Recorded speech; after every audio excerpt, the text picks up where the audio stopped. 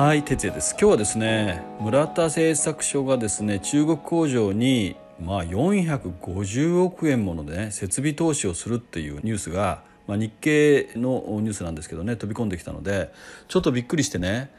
どういうことなんだろうかということで、ちょっとお話をしてみたいと思うんですね。まず最初にこの記事を読んでみたいと思いますが、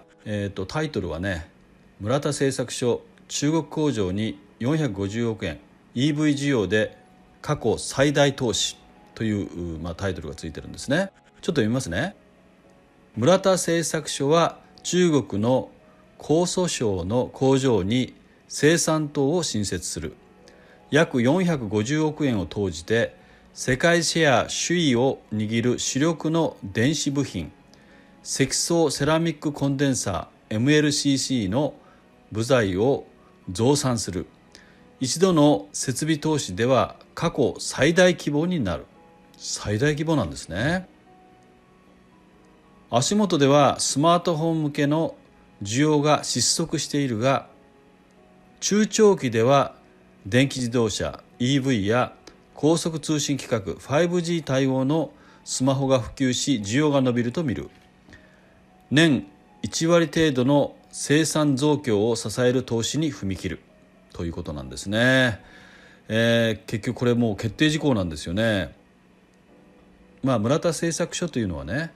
電子部品でね、世界のもうトップクラスの企業で、日本では超有名というほどではありませんけど、世界的にはもう超有名な電子部品のメーカーなんですよね。で、この MLCC というのがその中でも非常に重要なね、この最近の、電子機器というか、スマホも含めてね、 EV も含めて、非常に重要な部品になっているということですね。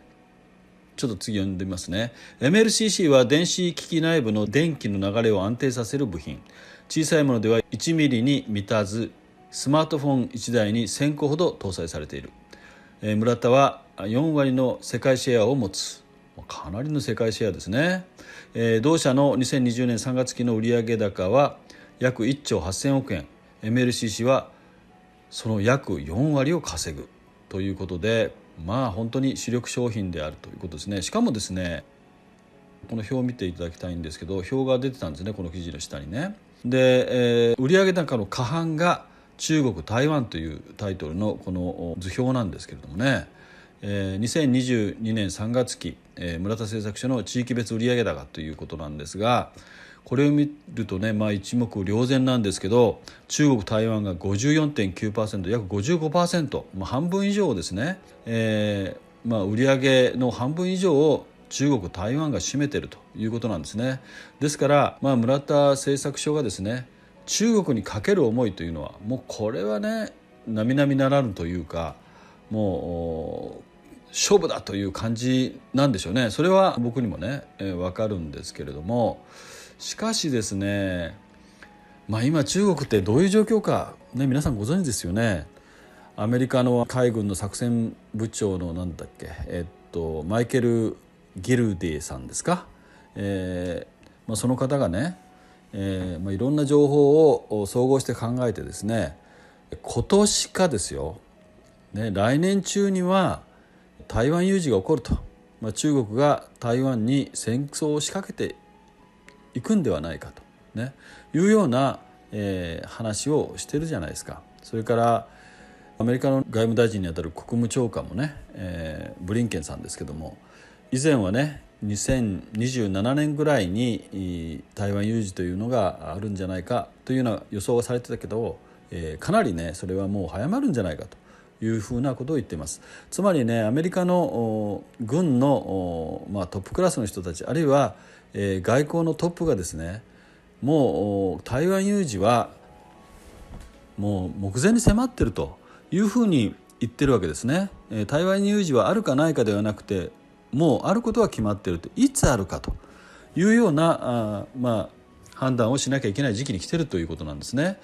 差し迫っているわけですよ。で、そういう時にね、こういう経営判断をなぜするんだろうかというのが、僕の非常にね、疑問なわけですよね。で、これに関してね、非常に僕が尊敬している平井浩二という方がいらっしゃいますよね。平井さん、この方がですね、このようなツイートをされています。村田製作所は中国に約450億円を投じ、世界シェア首位の積層セラミックコンデンサーの部材生産棟を新設する。村田は中長期で EV や 5G 対応のスマホが普及し需要が伸びると見ている。台湾有事が起き、国防動員法が発動されれば工場は接収され、中国は積層技術をタダで入手できるのだと、こういうことを言ってますよね。台湾有事が起これば国防動員法が発動されるということ、もうこれはほぼ間違いないと思うんですね。そうすると日本の工場であれアメリカの工場であれですね、これはもう法律に基づいて中国が合法的に接収する、つまり分取るわけですよ、分かりやすく言えばね。そして中国の例えば兵器とかね、武器とかね、そういったものの工場にするということじゃないですか。それから、もちろんその中でね、積層セラミックコンデンサーとかそういったものの非常に重要な技術を全部取っていくということになると思いますね。またそれだけじゃなくてですね、接収されるだけじゃなくて、従業員もね、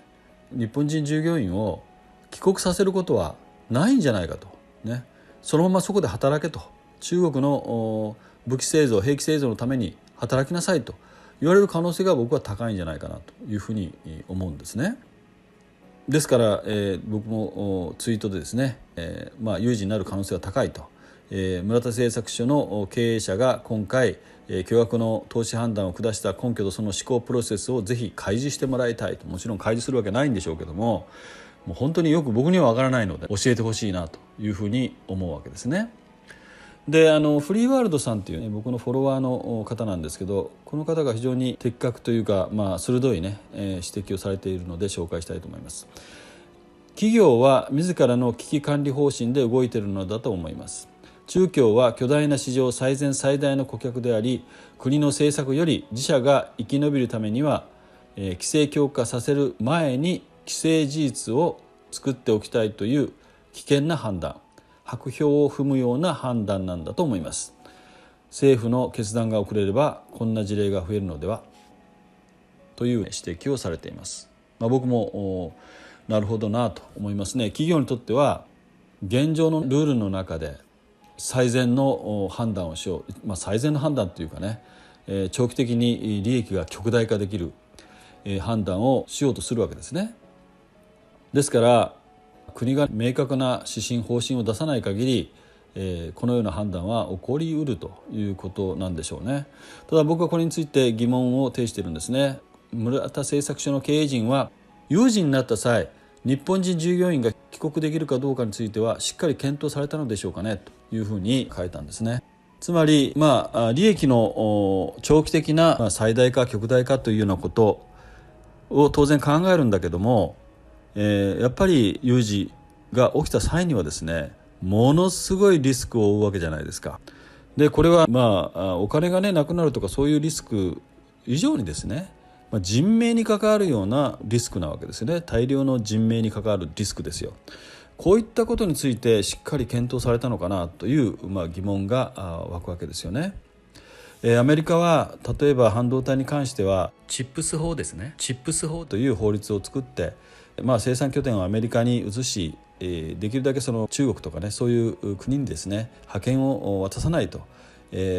アメリカは半導体のトップになるんだということを明確にして、ウイグルの人権法とか、あるいはウイグルの強制労働防止法とか、そういう法律をどんどん作ってですね、あるいは半導体規制みたいなね政策をどんどん打ち出してですね、政治が本当に機能してますよね。日本の場合はね、何やってるかわからないんですよね。アメリカがそういうことを言うからじゃあ追随しとくかとかね、いう感じじゃないですか。自ら判断して自ら行動するってことほとんどしないですよね。